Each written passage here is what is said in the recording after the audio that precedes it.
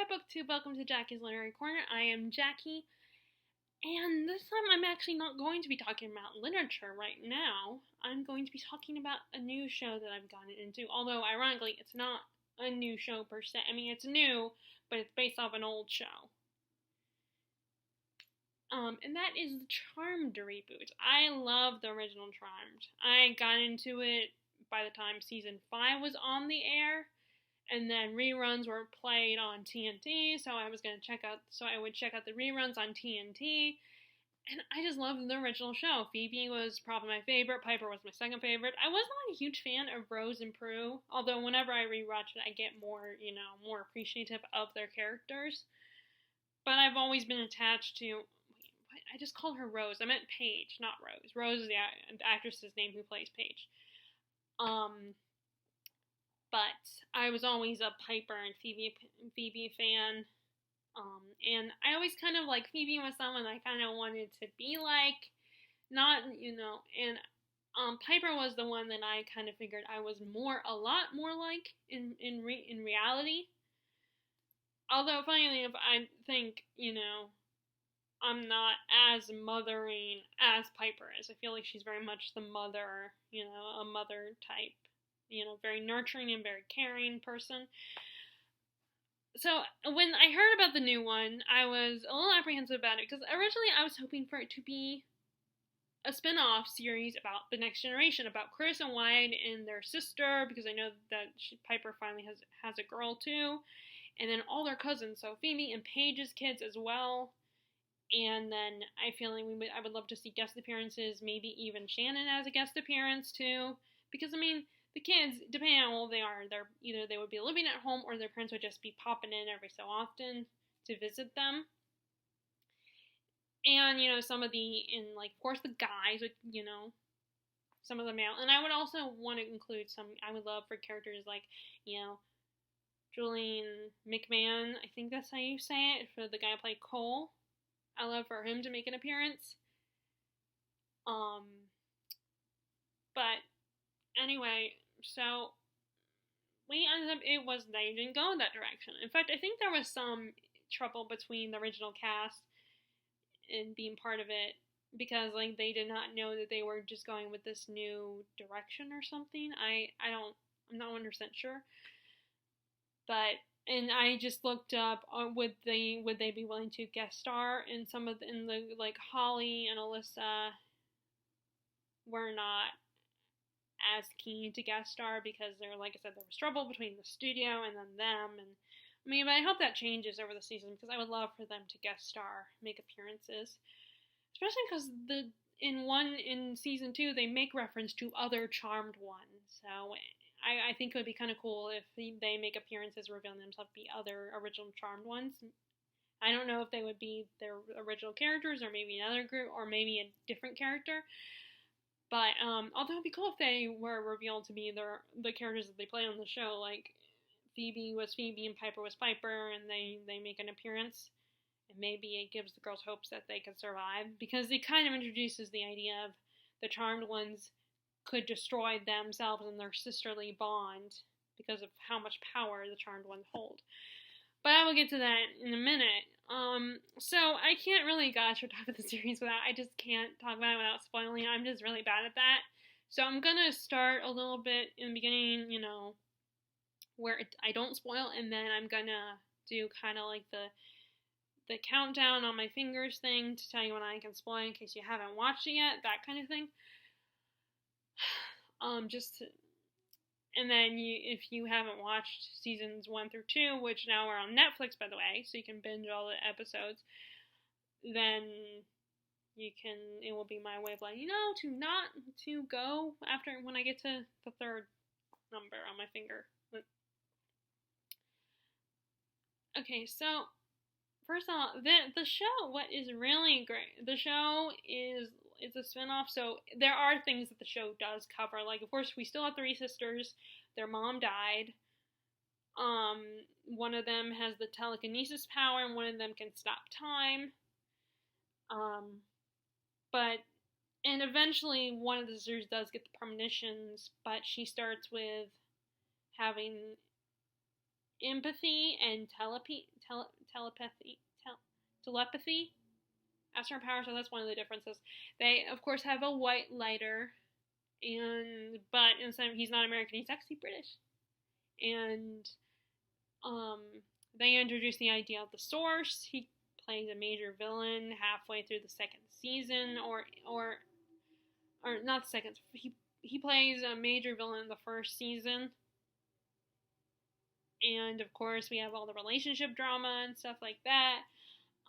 But what's real, a lot of the differences of the show. First of all, the show is definitely working on being more diverse. Like, all three of the sisters are played by actresses of color. Like, one of them is, actually, I don't remember I actually do not remember off the top of my head what their their ethnicities are. But I know one of them is, I think she's half black, half something else. I think. Don't take my word for it, though.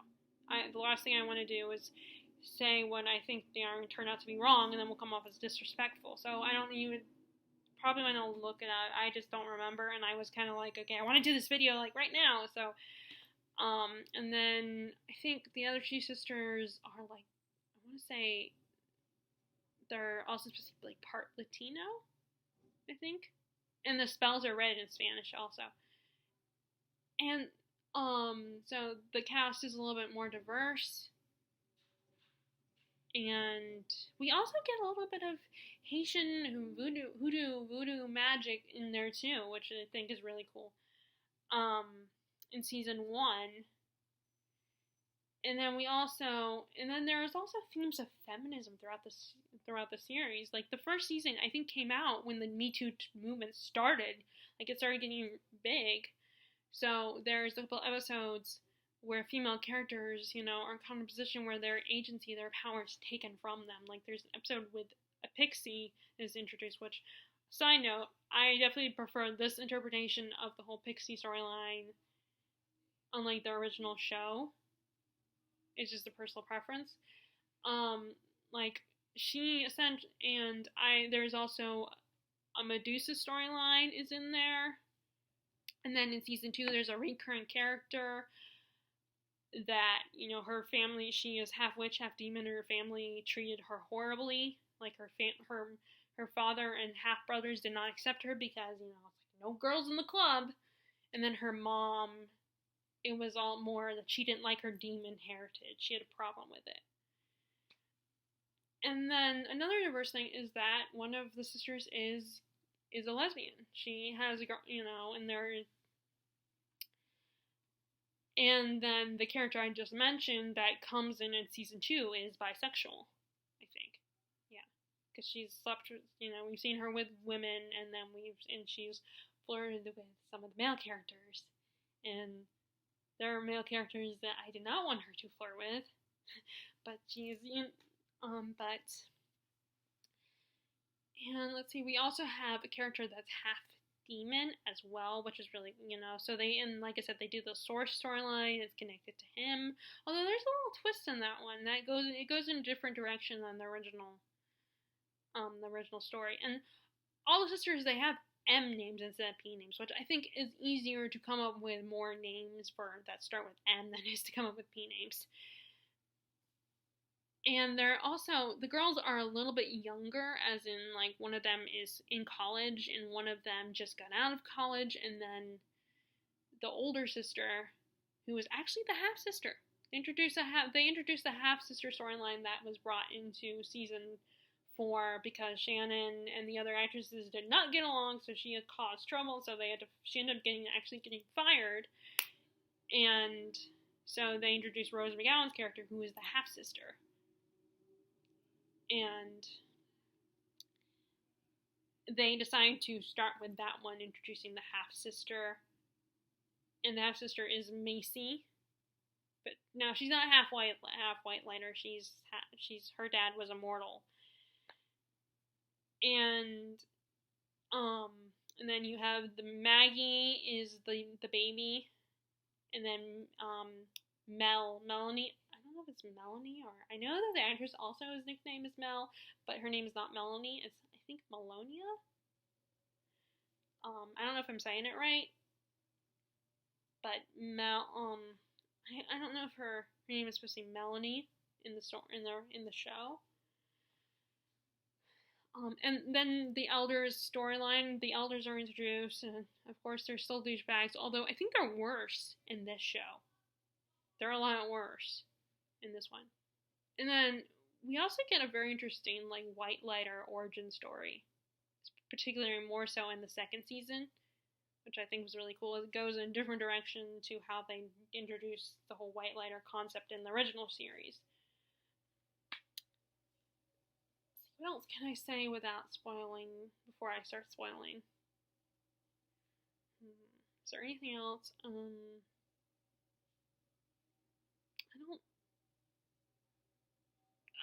I was also talking about that they're a little bit younger, their mom, and I think what really changes things that their mom died when they were older. They weren't kids when their mom died, so they actually grew up with Mel and Maggie grew up with their mom. Their dad was, of course, left them, like in the original show, but they grew up with their mom, and there's no grandmother in the story. There's no Grams in it, so the dad just makes the choice to go on his own. And actually, funnily enough, I don't know, don't you guys? I'm assuming you guys. I don't know if you guys remember. I'm assuming you're watching this because you watched the original show, and you've gotten to the new one, or you just at least watched the original show. But one of the things I did notice about the dad is, in the original show, there was a different actor. The first appearance of the dad, he was played by a different actor, and I don't know the actor's name. But the impression I got, he was a bit of a con man, very sly and sneaky, and and very much doing shady dealings and stuff like that. You couldn't trust him. But then he's replaced by James Reed, and he has a more wholesome feel to him. I feel like he's more like a dad, but kind of more of a business workaholic, not necessarily shady business, but very focused more on his work and stuff. And then, of course, the whole mom having an affair with a White Lighter did not help. But I wonder, but the dad in Mel and Maggie's dad, Ray, he seems more like the original and seems like the guy who played the dad in the first episode where we are introduced to the character Victor. He's got kind of more of that type of story. So I'm wondering that was going to be their plan at first, but then they changed it when they recast the actor. I don't know, but I definitely got different impressions from when they recast him. So, and I feel like the dad in this one seems more similar to what they were going with the dad in the original show during his first appearance. But I don't know, that's just the vibe and just the theory. But yeah, like I said, the mom died. They had their mom, and she died when they were already, adults. And, Maggie was in college. And then Melanie had just gotten out of college. I think she had a job at the school, like as a TA or something. And then Macy also gets a job in the science lab at the school, I believe. So there's a lot of the episodes kind of take place around the town and at the college that they go to, that Maggie goes to, and then the other two work at. I think that's where she worked. Macy worked at. It's just another thing. There's also a heavy theme of magic versus science, or actually not magic versus science, but how magic and science kind of can blend together, and how magic and science complement each other. They don't go with the same type of storyline that a lot of fantasy shows when they introduce government or science into the story. Like on Buffy season 4, they had the government, and the government was trying to control things. But actually, although funnily enough, in season 2, they kind of go in the same direction that on Buffy season 4 they went with their enemy, with the bad guys. Although they don't have a character like Adam, they did not have an Adam type character, so which I was grateful for, because I wasn't a fan of Adam's character. I mean, in fact, I thought that the woman who created Adam would be more interesting than Adam himself. But anyway, So I think. Oh, and their white lighter also actually works at the school, at the college. He's a women's studies professor at the school, at the college. So like we actually see the white lighter. He actually has a job, unlike Leo, which that's one of his struggles was the whole job thing. Like he didn't have a job, and then when him and Piper officially were together for good, because they did have trouble in season 2. There's another guy thrown in there. Although in the later seasons they also had trouble too. But they end up but yeah, that was one of Leo's struggles, is he was struggling with stuff and being part of the real world. Like Piper wanted him to be part of the real world, but he couldn't. It was hard for him because he didn't have a job. And he had to settle for jobs like he worked at Piper's Club for a little while, and so he couldn't. It was hard for him to function in the real world. But their white lighter, whose name is Harry, he had a job at the college. He worked as a professor at the college, so he was, he had a job, he had money and stuff like that. So that problem was never that's never going to be a problem in the series unless he gets fired for some reason. But although I don't know what's going on with his job now, because unless they arranged it so that he would be dead too, that he had died too. Which, that's kind of a spoiler only. So, but let me go ahead and get to the spoiler section. So, time for spoilers. 1, 2, 3. Time for spoilers. So, if you guys have not watched season 1 or season 2, then you of the new show, then you can go bye-bye. Okay, so this show is I love this new version of Charmed. Like I said in the beginning, I was very apprehensive about it. I was not 100% happy because I wanted the spin-off of all the kids, of Leo and of Chris and Wyatt and their cousins. But I'm actually cool with this. First of all, like I said, they're kind of being more diverse in the show, and like I said, the show happened around the Me Too movement, so there was a focus of that in season 1, and so there's a feminist aspect to the show, and I feel like they were trying to, it's going in the direction that maybe Constance and Burge, the original creator, wanted, what she really wanted originally, because the show got taken over halfway through the series, I think. So they went in a different direction with the show, and I feel like they kind of had put Holly and Rose and Alyssa and all these sexy outfits sometimes, although they were great characters, different identities they became. They were actually kind of fun, but at the same time, some people, I think some female fans thought they were kind of making them seem all sexy and objectifying them and stuff. It wasn't terrible, but sometimes I feel like you kind of got that impression, and but while this show was more focused on the girls as individuals as well as the charmed ones, and I also because with the whole fact that they made them younger and that one of the girls is still a college student, it allows for them to make friends outside of the three of them, or in their white lighter. They in season 1, our main character, Maggie, wants to be part of a sorority, and as Terry would say, she was a preppy girl. And so it's important, being part of the sorority is very important to her, which, there were characters Paige wanted to, she put her own identity, and to put in her, her personal life was just as important to her. In fact, in the beginning, at first she was all excited when she first found out she was a witch. Well, first she was terrified and freaked out, and then in the first couple episodes, and then as the series progressed, first of all, she was thinking, oh, this is so cool, I have all these power and stuff, and I have these sisters now. But then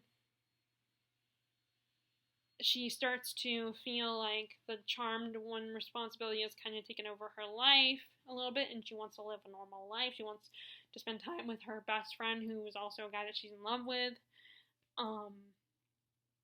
And then, she takes on, and she goes back and forth with that whole idea of, on the one hand, she's all cool with it, and then later she wants to have a normal life again, and so they kind of explore that a little bit with Maggie, where Maggie, being part of the story is important to her. She wants a life outside of magic. And with the woman who's running the store, the girl who runs the store, she becomes friends with her. They become, like, really, close and stuff. Although, now, for me, personally, she got a little bit irritating. But she started to kind of grow on me. I started to kind of like her as the series progressed. Which actually brings me to the character of Parker. So he is our half demon, half human character. So he's like Cole. He plays like the Cole role in the story. And what's really, like, he's actually, at first, when Maggie meets him, he's dating the girl who's running the sorority. I wish I could remember her name. He's dating her, and then he meets Maggie, and Maggie kind of flirts with him a little bit without meaning to. And one thing leads to another, and they end up kissing each other, and it causes a rift between her and the other girl. But eventually the other girl, as the story progresses, she forgives them, and she ends up kind of being a fangirl of their relationship. And to the point of almost being weird and creepy about it. And they're like, back off, you're being weird. And instead of him, and of course his father, another thing about the story is he has a father. His father's kind of running the underworld, and then he has a brother, Hunter, an older brother, Hunter, and they want him to become full-on demon. In fact, his father's main goal is for him to become the source. And I think that also adds a very interesting, different dynamic, because Cole did not, his parents were dead, they have been dead for hundreds of years, and so he doesn't have a relation, so Cole didn't have a biological family, but we do meet the Brotherhood, which is a group of, demons. It's kind of like a fraternity for demons, and, in the original show. But this one actually has a family dynamic, which I think is very interesting.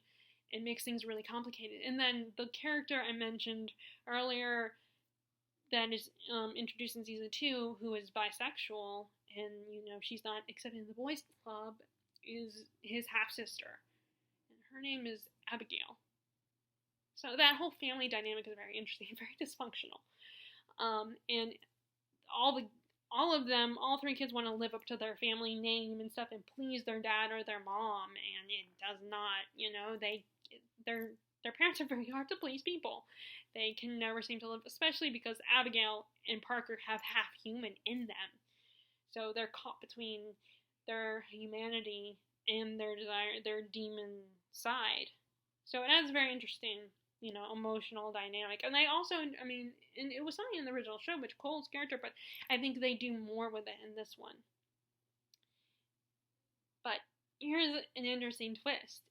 So they introduce the source, but he eventually doesn't become the source like his father wanted. Someone else becomes the source in the end. Which brings me to another spoiler. So Macy's character, which is very interesting, is that she is someone who you find out that, like, how, you guys remember Phoebe, because she was born in the house and she has the connection to the Nexus, which is the demonic entity under the house, who Phoebe's little girl called the Woogie Man, and so that's why she could be evil. She has a dark side. But in this series, Macy, she doesn't have a dark side because she was born in the house, because she's the half-sister, so she was never born in the house. But what they decided to do with her is that she was, I believe, a stillborn baby. So her parents, her dad, and then the mom went to a necromancer to bring her back to life. but there's a cost. And we also find out that the necromancer fed her demon blood. That's how you can bring someone back from the dead, by giving them demon blood. So she's kind of like Sam Winchester from Supernatural. And so she has demon powers in her, and she struggles with that throughout the whole of season 1. Although the demon powers are really cool, though. And surprise, surprise, of course they're really cool. And she actually, Maggie gets kidnapped because the father is thinking about using her as bait to lure his son. And but what ends up happening is Macy decides to save her and she takes on the Sorceress power. And what's interesting is that it's not separate from the witches, where the witches get their power from. What we find out is that actually they're the same. The witch powers, that where the witch's power source originates, is also the source. So it's just raw power. And I think that adds an also very interesting dynamic. Because, it can go either way. It's very yin and yang. And like I said, Macy takes on the power to save Maggie. And the show, especially in season 2, it goes into the themes of everybody has a dark side in season 2. Especially with another character that they introduced that also has a dark, sexy side to him. But I will get to that in a minute.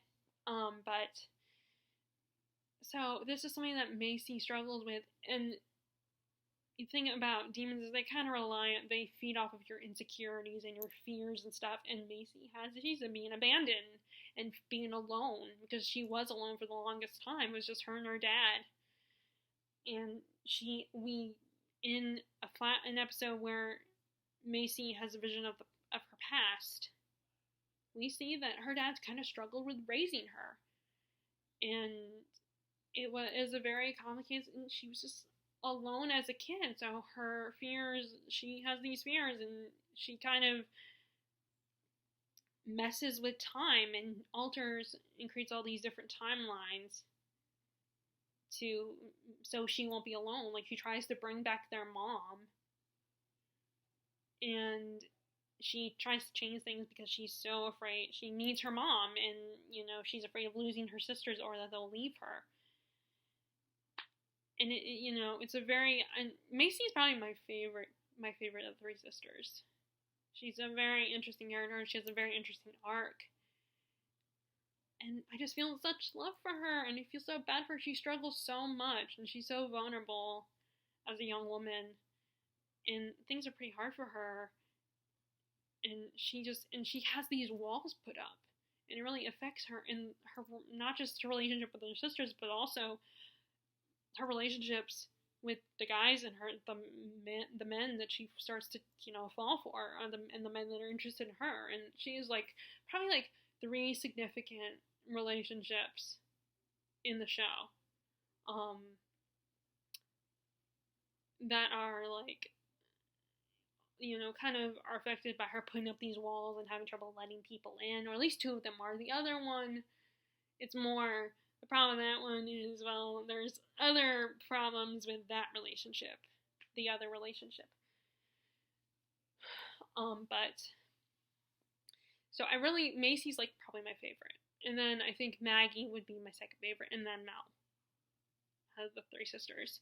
Now, I do like Mel a little bit more than I definitely, I was not, like I said, eventually it kind of grew on me, but I was not a fan of Prue or Paige. They weren't my favorites. Although I like Paige a little bit better than Prue. But Mel definitely kind of has similar vibes to Prue in her role. She's always taking care of her sister. But because their mom died when they were a little bit older and they were already grown women, they could already take care of themselves. So she didn't take on a mom role for Maggie. She was not a mom to her, but she was kind of her protector, her responsible. She took care of her, made sure she kept an eye on her, and she played the big sister, which, in a normal capacity, not where she had to go above and beyond like Prue did. Prue definitely had to go above and beyond. She had to really be kind of a mom figure, even though Grahams raised them. There were things, it was there were limits to their grandmother. So Prue became the mom, although she went through phases where she was irresponsible at, like, I think she was like 17 when she started going through the irresponsible thing, and like the whole, like, I believe Piper puts it as everything that was bad was good or was appealing to her when she was 17.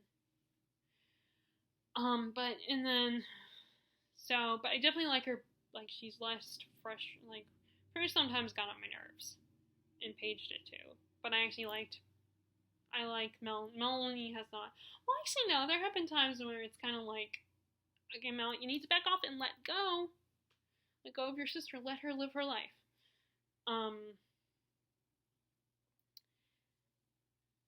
But, and there was I feel like less of, we hate, there's less of, we hate Parker, or Parker, you shouldn't be with Parker. I mean, it still was there, but it felt like there was less of that. Like, Prue really hated Cole and did not trust him. And I think because the situation was a little different on that show, their situation. So because Prue was kind of like a mom figure to Phoebe and Piper, so I think she was more protective and more like, I don't trust them, and hyper focused on making sure the Charmed Ones defeat the bad guys, and there was the whole Triad thing, and Belvazor being being an agent sent by the Triad, and Parker, we don't have that storyline with him, but we do have, of course, the Source storyline. And he is still half demon. And he does kind of, towards the end of the first season, he does kind of become he embraces his demonic side. But, what's interesting, though, is in season 2, they don't have a Source, but they introduced the demon overlord. And both Parker and Abigail want that position. And it's kind of a war between the two of them. Like, Abigail hates her half-brother. So all of her anger goes out on him. Which I liked Abby, but I did not like that she flirted with the love interest for both Maggie and Macy. She dug, especially Macy's love interest, which, again, that's something I really wanted. That is one of my favorite plot points in season 2. And it's also one that drove me nuts because it was a plot point that dragged out throughout the whole season. It wasn't until second to the last episode. Although technically it wouldn't have been the last episode, but with the pandemic going on, they had to stop filming eventually, so they only had 19 episodes. But that plot point ends up being resolved, and that love interest and Macy got together finally. Although currently there might be a possibility of them being torn apart, which I will be pissed if that happens, because I have been waiting for the couple ever since they hinted that they would happen in the beginning of the series, in the beginning of the season. Now, I'll have to see if there's more, like, foreshadowing, but although I feel like there's a little bit sprinkled in throughout the season 1, and little hints of this couple getting together, because he's a character that is in season 1. But his role, okay, I'm gonna stop talking about that. I'll wait to get to that, because I don't want to start jumping into that and reveal who the character I'm talking about that becomes the love interest for Macy. But we also, like, what was I? So the demon overlord, which is kind of like the Source, maybe a little less power, like, and that's what we introduce. And also, another thing that is introduced is, like I said, the elders are in the story, but they're a little worse, I feel like, in this story, like, in this show. Like, how they create Whitelighters was a bit extreme, and in season 2, we kind of, it is introduced that the whole witch Whitelighter thing should not happen. They can't, because, they'll be very dangerous, and they don't want to create a child that is really that's a little too powerful. That is introduced, just like in the original show. But what's really surprising is that actually they actually kill off the elders by the end of the season. Like, one of the main bad guys in season 1, that's one of what they're doing, is killing off each of the elders to make sure the Source is born into Parker. Or whoever gets there first, gets to the power source first. But so it was kind of a like a surprise, So the elders are actually killed off. Although in season 2, we find out that there is one elder that was in hiding that is left. And unfortunately, she is the one that reminds us that witches and wildlayers can't be together. Because it's forbidden, and they might create a child that's too powerful. But again, that kind of has to do with the plot point that I want to talk about that I'm really, totally into. And we do, like in like in the original show, we do have a child that is half Whitelander, half witch. And that is Jada, a girl that Melanie, I'm just gonna call her Mel, because I don't remember if her name is actually Melanie. But, she is a girl that Melanie dates for a period of time, but then, Jada gets Melanie to join this group called the Circana, which are portrayed as terrorists. Like, they're very, elders bad, we're gonna do all this stuff, we're gonna start a war with the elders, get rid of them for good, and they get their wish because the elders die, except for the one elder that's introduced, Celeste, who's introduced in season 2, gets killed, they end up getting killed off, and one of the elders actually happens to be a love interest for their Whitelander Harry. And then I feel bad for Harry. Well, it's even worse in season 2 for that guy. My poor precious Harry. He goes through so much crap throughout this, in both seasons. Like, his girlfriend and her sister are at each other's throats, so he kind of is caught in the middle. And I think elders, you find out, were witches at one point. I think. I want to say, but I'm not sure about it. But yeah, so he gets caught between the two of them in the war that they're having, along with the sisters, the charmed ones. But poor Harry, he cares about both girls. He really wants to help both of them because but they treat him badly. I mean, Charity's not as bad as her sister treats him. Her sister tries to get knowledge from him and holds him prisoner at one point, but Charity kind of lies, and then Charity lies to him, and then, she just, I feel bad for that guy. And then I think it gets even more complicated for him in season 2, even worse for him this season 2, because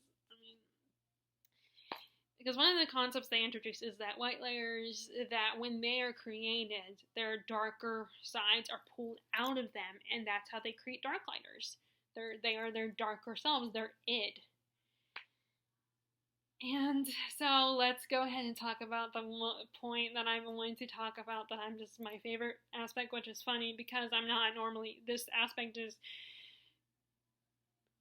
is a romance relationship, and I made it clear that I'm not into romance, but when it's in the story, if it's a couple that just absolutely love, then I will obsess over that couple. And it makes it even more special if they're not the main plot point, because it makes me more, if they are secondary plot point, then it makes it more special, and I'm more eager, because I will feel like I'm not getting enough of them. But the Darklighter version of himself called himself Jimmy because his mortal name before he became a Whitelander was James.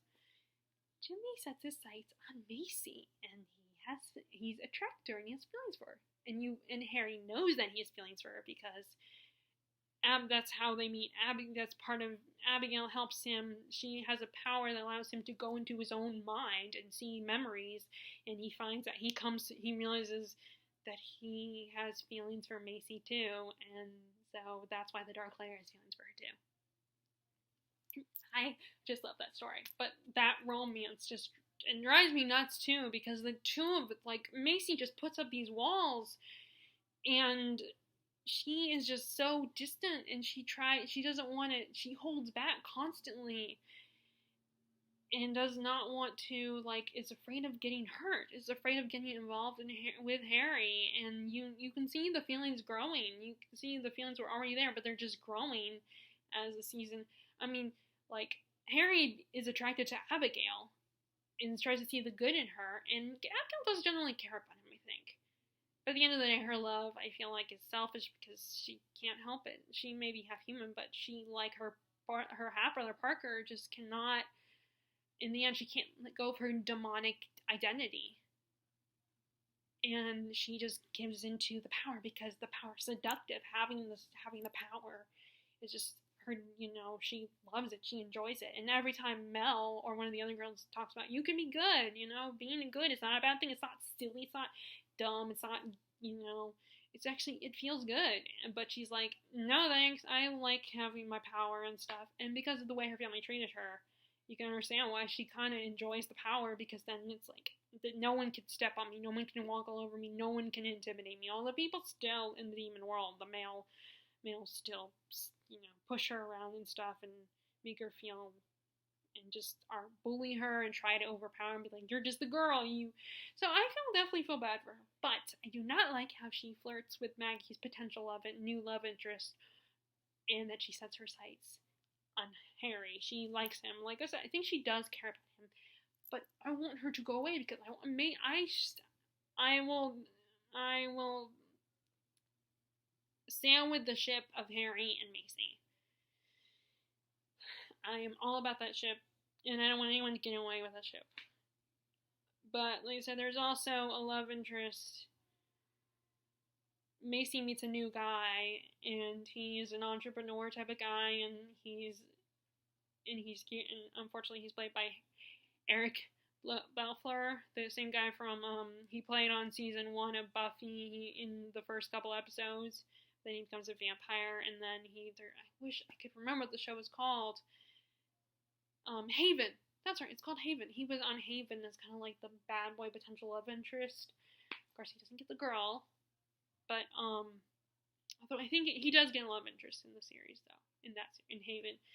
But he plays in this one, although he's one of those characters that's like, are you a good guy or not? I mean, I think he is inevitably a good guy. He just is trying to do the right thing, and he wants everybody to have access to magic, so that people will not die or get hurt if they have powers and can protect themselves and protect each other through magic. So he has good intent. So his intentions throughout the series are good. Throughout the season are good. And his aunt is someone that I do not trust. But he likes Macy. He's into her, but she's kind of caught between her developing feelings for Harry. And I think the only reason with this guy is the other guy, I cannot remember. Oh, Julian. Julian's his name. Is that he's cute. She likes him. They connect in with the science thing. But she's already falling for Harry. She just doesn't want to admit it to herself throughout the whole, and it drags out so much. I'm like, come on. And every time, there's times when they come so close for her telling him. Unfortunately, there's one scene where, like, she gets invited by Julian to his, ski mountain resort hideaway in the Alps or whatever. And I don't remember what happens in the episode. I don't know if they do something with Abigail or something, and by the end of the episode, there's a scene between Harry and Macy, and he's like, and at this point, she already knows how he feels about her. And he's like, you damn well know how I feel about you. So you know what? If you want to be with that other guy, I don't care. You go with him. I'm gonna live my life and do what I want to do. And if being with Abigail is who I want to be with, I'm gonna be with her. Kind of response. I mean, he doesn't say all that, but he says, go be with the guy you want to be with, because he. And I think part of why she was hesitant, not just because she put up these walls, but I think she got a little freaked out by his evil side kidnapping her, holding her hostage, and being in love with her and everything. And I think that kind of put a damper in their relationship. But and Harry is, so I feel like he's got a lot of issues and insecurities, and he feels like she's has feelings for dark Harry, like Jimmy, but in the end, she really doesn't. It's Harry that she has feelings for, but she doesn't want to admit it. I mean, she even says that, tells him that his darker self is part of him. But his response, of course, is, well, I'm like in pieces now. That's all I am. I'm pieces. Without him, I'm like not complete without him. being a part of me. And like I said, he still thinks that she has feelings for the darker side. And then eventually she starts, deciding. And I think the only reason why she went to Julian is because he went to Abigail first and flirted with her. So it's this constant back and forth between the two of them. And it's like, all right, come on, why don't you just tell each other how you feel? Macy, admit how you feel. Stop and let it go. Let your feelings go and tell him what you feel for him, that you're in love with him. And that he will no longer be with Abigail because he's still in love with you, and he's in love with you, and the only reason why he's with Abigail is, yes, he's attracted to her and he's good in her, and he does like her on some level. I think he does like her, but she gives in too much to her dark side. And Macy is a good person in the end. He could never love Abigail the way he loves Macy. I mean, so Abigail's kind of a rebound. So I just, this couple, and it was driving me crazy. It wasn't, like I said, it wasn't until right before the last episode they filmed that they finally got together. And what was annoying is that she realized her feelings, and then they have to rescue Harry because he ends up getting, held prisoner with these people trying to steal magic and use it to, make people powerful and stuff. And he's held as a test subject, and they get him out of there. But then something happens where he revealed, right when she's confessing her feelings and being like, I love you and everything, and I love everything about you, and right as she does that, she finally stops talking. He's like, who are you? And so of course they did the amnesia plot, which I hate so much. The good news is it only lasted through most of the episode, so they didn't stick with it. They, and it turns out that Jordan, the guy who was a potential love interest for Maggie, he figures out what's going on because he sees that he has a cut right here. And it turns out that these people put a little chip to mess with his memory so he wouldn't remember them. And so, he finally, that annoyed me so much. But then, but by the end of the episode, she finally is, comes out and she's in a really good mood. Despite that, of course, something happens when she's trying to get his memories back. So, but at this point, so she shows up and to talking to him, and he's, relaxing and stuff, getting over all the, what happened in this. And she approaches him, and I love, she's, in this really good mood, and she's like, I'm tired of holding back, I'm tired of suppressing my feelings, and I'm tired of questioning everything and overanalyzing this. And she says, she tells him, well, first she says, I love the line where she's, get your ass over here and dance with me. And that's when he realizes that we're on the same page. She's admitting her feelings for him and that she loves him, and they dance under the stars in the moonlight, and and then they kiss. And of course we know that they do. They go upstairs, and because in the next episode it's the next morning. And one of my favorite moments throughout the series is that in the finale, so the girls are going to check on Macy because she hasn't woken up yet, and then they hear noises and go upstairs. And you see in a Macy's room, and it turns out that Macy and Harry are, having sex. And he, of course, has to get out of there because, they don't want to get caught. Or at least they don't, so he takes off, but then there's evidence left, his shoes are left in her room, and the bed is unmade. She's sitting there in her little nightie on her nightstand, on her vanity table, and because they were leaning, he had her pressed against there, and so her sisters catch them doing, it's like, oh, sorry we interrupted kind of response. And then when they're downstairs, the both, they're trying to act casual, but then her sister's like, okay, so what just happened there? Are we going to talk about what happened between you two? And I love that scene. I've been watching the scenes a lot, so I totally remember. Remember them just like that. But I just love it.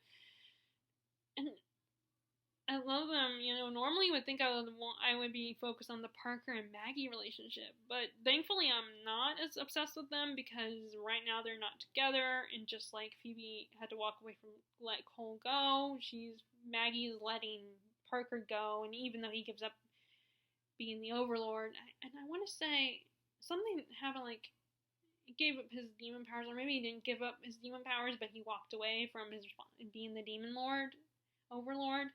But she was like, at that point, it was too late for them. They couldn't start over. And so I don't know if there's any hope for him, or maybe he just becomes an ally, and maybe he'll come back in season 3, I hope, and become an ally, because I do still love his character, and I want him to come back, and I want there to be hope for him and Maggie. But I like the guy that Maggie's with, Jordan. I really like him. He's a normal human guy, and he's actually really cool with the whole magic thing. You know, and funnily enough, you find out that he is cursed because his ancestor was a witch hunter or a witch finder, and he killed all these witches. And then one of the witches put a curse on him that the males in his family would not live to 25. So Maggie has to save him, and it kind of made me think of the episode, in season 6, maybe 5 or 6, where Phoebe is finally dating again, and she's dating this cute guy, but he keeps almost dying, and Phoebe keeps saving him, and then you find out that Cole in the future sent a warlock to show up and stop this from happening, or at least warn Cole himself so he could stop it from happening, and then everything falls apart because Phoebe just doesn't want to believe it and thinks, so I can save him. And it kind of reminds me of that with Jordan and Maggie. She keeps trying to save him from this. Now, it's not the exact same storyline, but the fact that she keeps trying to save him, just like Phoebe kept trying to save this guy that she was into, and thinking, oh, it's just another death. But I can make sure it doesn't happen. Not every death is inevitable.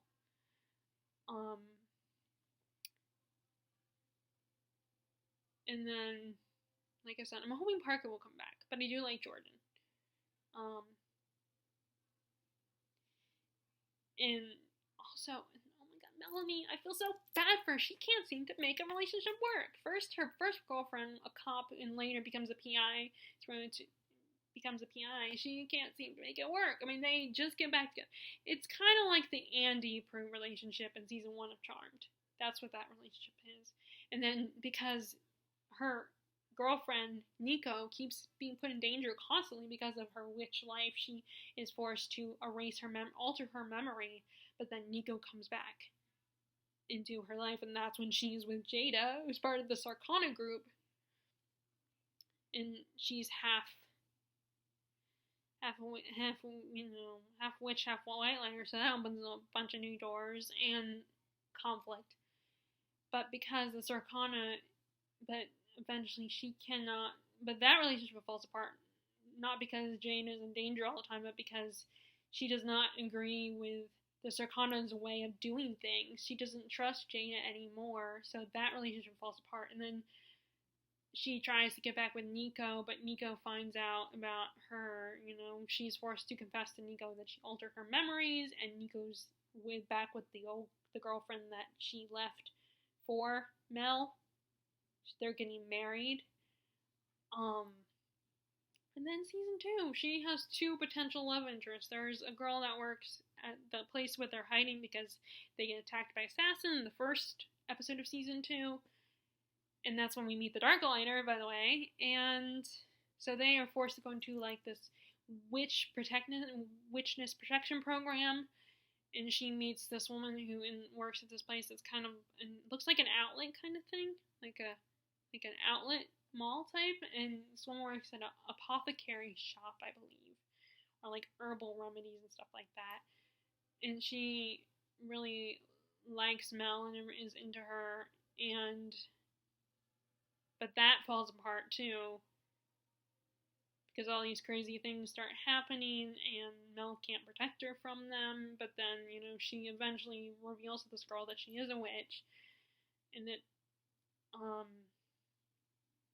and then the season ended with her getting together with this girl named Ruby, who she finds out is a witch too. But then Ruby is trying to walk away from the witch lifestyle. being a witch. She doesn't want to be a witch anymore. So poor Mel, she just has the worst luck.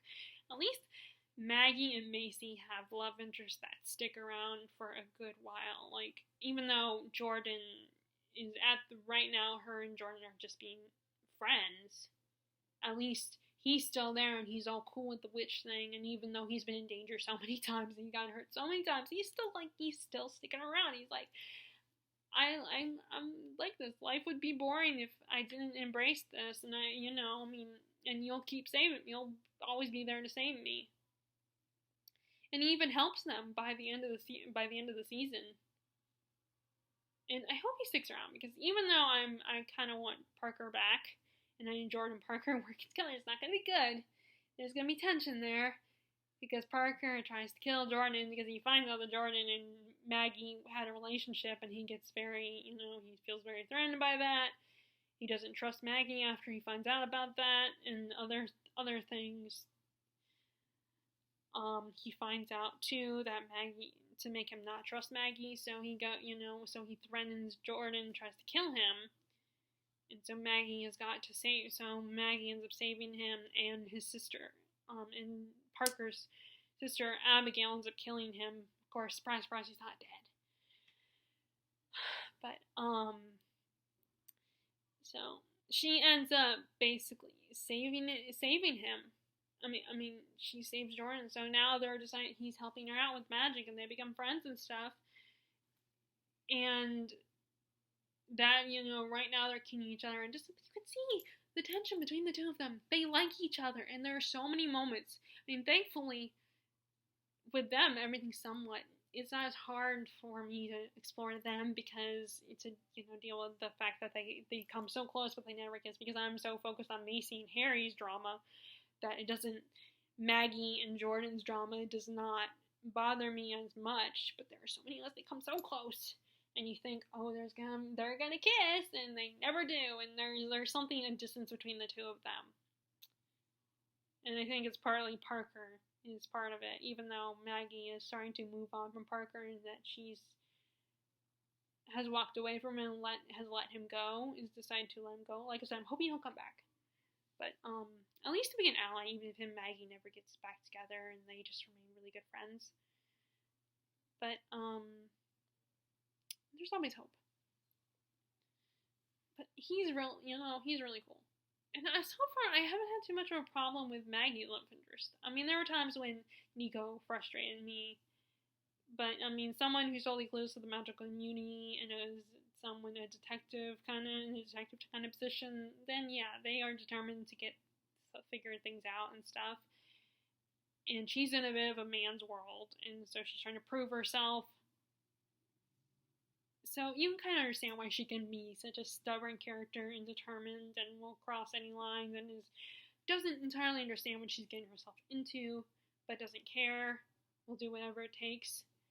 So I kind of can understand. And I can understand, also Jada's situation as well. So it's so crazy. So much drama, and like I said, I'm very nervous for Macy and Harry, because Harry realizes that he is letting his judgment be clouded, because he, at one point, is obsessed with, they're trying to cast this one particular spell that knocks out Macy, and they're trying to capture the Darklighter in Macy, so he sees Macy now, and he almost steps out of it. There's a circle he has to stay in, so he almost steps out of it, and he's not supposed to, so this makes him realize that, I might risk my job, and so he asks Maggie, which is really cool, so her power expands quite a bit. Not only does she get premonitions, but she's also able to alter people's emotions as well, so she... And Harry, of course, finds out about this and asks her at the end of the last episode that you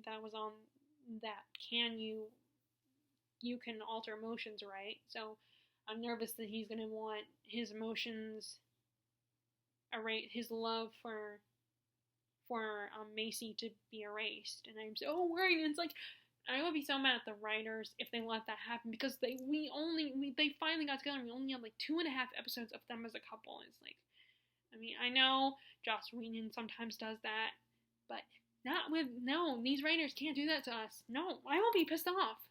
And I don't want to be one, I mean, I don't want to be one of those people that will stop watching the show just because of that, but it will be very hard. And I'm really into this couple. I want this couple to be a couple. And it just means the world to me if this couple is there. We need at least a handful more of episodes. If you're going to tear them apart again, then we need more episodes of them together, so do not let him alter his feelings for her.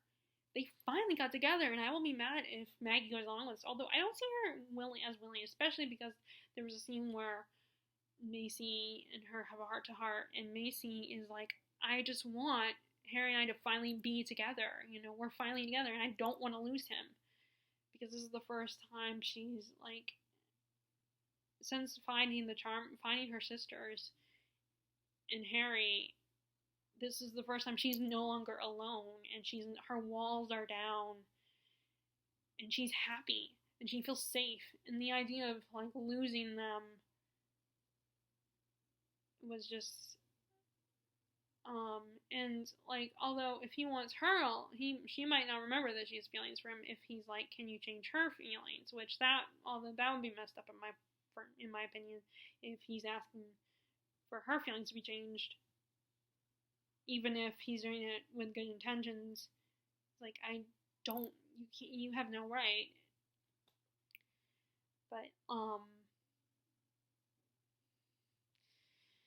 so I'm very nervous for them. I don't see Maggie as agreeing to it, you know, but I don't know, and we have a whole year until 2021 to see what's going to happen, because, like I said, they had to stop filming because of the pandemic, because it's kind of hard to act when people could potentially get sick, and some of the older characters could get sick and die. Some of the older actors and crew members, if they kept filming. Although a lot of filming locations have been opened up. You know, the filming locations in different parts of the U.S. and other countries have opened up. So, as long as it hasn't gotten worse. Although, I know in North Carolina, from what my parents have said, the numbers have climbed up again. So, it has gotten worse. But, I don't know. I don't know, like, where my sister is. She's in Virginia. So, I think that has always been, because she's in a metropolis area. In Virginia, so yeah, it's already been pretty bad there as it is. So I do not know. I mean, I hope we get it by 2021, but I do know that Terry and I are not going to do our convention, because, you know, convention, you already have potential for getting sick at conventions, like getting a cold or something, because you're around a whole bunch of people, you're hugging and shaking hands, especially with actors. So you're constantly spreading germs, so you already have potential for getting, like, a cold or something. So if the pandemic has not completely disappeared, well, then we are in trouble, and it's safer if we don't go. So we're probably not going to go. I mean, I've been already working on canceling the reservation, so I don't know, though, if my parents will let Terry visit, though, because if it starts getting worse, which I will wait until some point in July before, I bring it up again. But if things get worse, then, we might get stuck inside. So we have a whole month left to go until we decide what's going to happen. And I understand, this is the only time Terry and I see each other, so, and, she bought the tickets and everything, so, I mean, it's understandable that she really still wants to at least come and visit me this summer. And of course I want to see her too. It's just, I'm very nervous about what's going on and everything. But, anyway, that's kind of off topic here. So, I just love this show, and I'm like, as you can see, I'm very obsessed, not just with the show, but particularly with the Macy-Harry relationship, and I don't want it to fall apart already by season 3. I want to have a handful of more episodes, and I want Maggie to talk him out of it.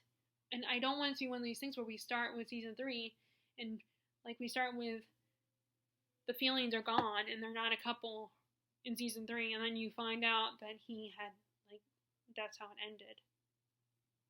But I am going to be so pissed off, and I will never my hatred will not be as strong as my hatred for Once Upon a Time and those writers.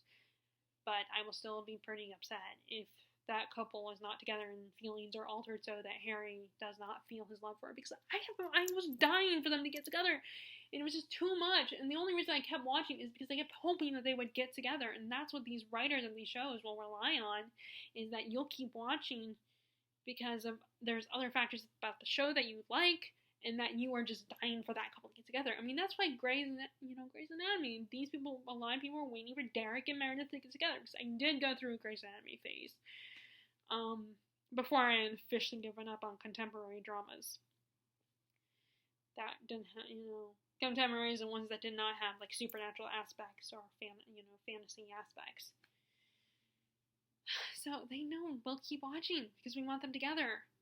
And I'm just nervous that they'll tear them apart again, and that they'll bring them together. And I cannot stand, like, people messing with people's minds like that.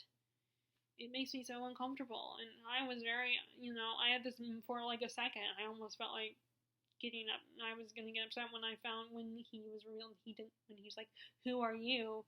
in episode 17 or 18, or maybe. Actually, I think it was 18. Yeah, I think 18 was the episode when he doesn't have his memory, because I have a personal issue with memory plots. I do not like it when a story the go-to plot to create drama is memory loss. I am not comfortable with that plot point. But anyway, I just love the show. Like I said, I love that relationship. I love all relationships, and I want to see their powers grow and develop more, and see what other drama. And I want to see, and because they stopped filming the season did not end, so the new episodes are gonna play during season. The new episodes are gonna be the start of season 3. The episodes that were supposed to end season 2, those will be the new episodes of that will start season 3. So I want to know what's gonna happen and how things are going to work out, especially with Julian, and I want to believe he's a good guy in the end, that he has good intentions, and I want Mel to finally find love, and maybe for Jordan and Maggie to finally get together, and then, like, get more Hasty, or Mary, or whatever you want to call that ship, the Maisie and Harry ship. And I will be pissed. I will be pissed if they tear them apart early on, okay, because sometimes I think these writers assume that they know what fans will be okay with. They have that mentality of, you think you want this, but you really want this. Like, they get a little arrogant if their show does well, I think. And they assume, oh, well, we can do this, and people will still love us. And it doesn't happen that often. But I think that's the problem. That was the problem with Once Upon a Time, is they were like, oh, fans think they want this, but we'll give them this instead. Because that's not real. We will give them what we know they want, which is not always true. I don't think they always know what we want, or what we'll enjoy in the end. Of course, I'm not an expert or professional. I don't work in the business or anything, but as from a fan's perspective, anyway.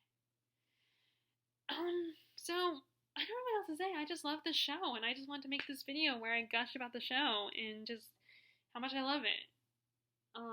And I hope if you have not started watching it, you'll get into it and check it out. Well, although I'm sure that, actually, now that I think about this, people probably left, so I hope you will continue giving the show a shot. If you haven't, I hope you'll watch season 3 with me, which I don't know if I'm just gonna wait until it comes on Netflix, or if I'm gonna watch it as it goes along. But I